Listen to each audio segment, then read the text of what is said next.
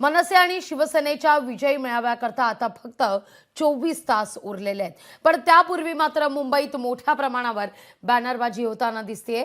Varai dome या ठिकाणी हा सगळा जल्लोष पाहता येणार आहे। त्यापूर्वी मुंबईत मात्र बॅनरबाजी होताना दिसतेय। मुंबईत राज ठाकरे आणि उद्धव ठाकरेंचे एकत्रित बॅनर सध्या झळकतायत। जाहीर मेळाव्यातून ठाकरे बंधू काय बोलणार, महाराष्ट्राच्या दृष्टिकोनातून ठाकरे बंधू काही रणनीती उद्या जाहीर करणार का, या सगळ्याची उत्सुकता आता शिगेला पोहोचलेली आहे। पण त्यापूर्वी मात्र सोहळ्यापूर्वी लक्षवेधी ठरतायत ते हे बॅनर। महाराष्ट्राकरता ठाकरे आणि मराठी करता ठाकरेच अशा अर्थाचे लागलेले हे बॅनर। महाराष्ट्राकरता मराठी आणि मराठीसाठी ठाकरेच अशा अर्थाचे हे बॅनर सध्या मुंबई आणि आसपासच्या उपनगरात झळकताना दिसतात। तर वरई डोम या ठिकाणी ही बॅनरबाजी सुरू झाली आहे। या सगळ्याविषयी अधिक माहिती घेऊया आपले प्रतिनिधी स्वप्नील जाधव यांच्याकडून।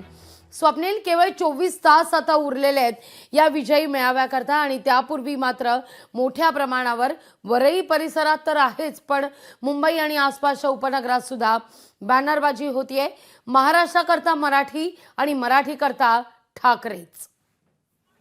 महाराष्ट्रामध्ये मराठी अस्मितेसाठी एकूणच या ठिकाणी शिवसेना आणि ठाकरेच्या मनसेने या एकत्र लढा उभारा होता। इंदीचा GR जो आहे तो मागे घेतला असला तरी विजय जल्लोष मेळावा हा होणार आहे आणि या मेळाव्याच्या पार्श्वभूमीवरती मुंबई महाराष्ट्रामध्ये बॅनरबाजी सुरू झालेली आहे आणि बॅनर या मेळाव्यापूर्वी सर्वांचंच लक्ष वेधत आहेत। मराठीसाठी एकूणच ठाकरे असं या ठिकाणी बॅनरवरती लिहिण्यात आलेलं आहे। मात्र आणखी काही बॅनर्स लागलेले आहेत ज्यावरती ठाकरे बंधू नक्की काय आदेश देणार आणि ते आदेश पाळण्यासाठी या ठिकाणी दोन्ही गटाचे कार्यकर्ते आग्रही आणि सक्षम आहेत। त्यामुळे एकूण जर बघितलं तर मराठी भाषा ज्यांना नको आणि महाराष्ट्रामध्ये मराठी नको अशांना धारेवर धरण्यासाठी आदेश द्या अशा प्रकारचे काही बॅनर सुद्धा मुंबईमध्ये लागल्याचं पाहायला मिळतं। त्यामुळे या बॅनरवरती सध्या राज ठाकरे, उद्धव ठाकरे यांचे फोटो आहेत। खरं तर एकूण कोणताही झेंडा किंवा पक्षाचं नाव बॅनरवर नको असे सक्त आदेश जे आहेत राज ठाकरेंचे आहेत। त्या आदेशांचं पालन करून